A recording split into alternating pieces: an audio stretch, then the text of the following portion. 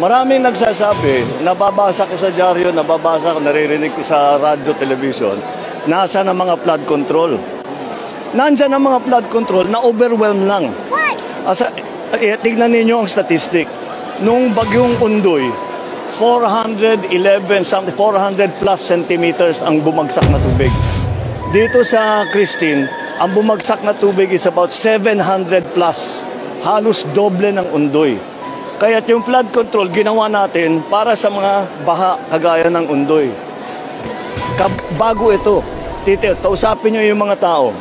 Yung mga lugar na gumuho ang lupa, ngayon lang nangyari yan. Hindi pa nangyari sa buong buhay nila, sa buong kasaysayan ng mga lugar na yon na gumuho ang lupa dahil napakalaki ng tubig.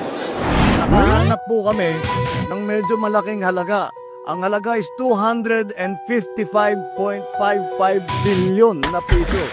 Biruin ninyo, kung hindi po natin ginawa yan 255 billion na yan kung saan na lang mapupunta. Kaya't mabuti, kaya't kinanselan na po natin lahat ng flood control project para sa 2026.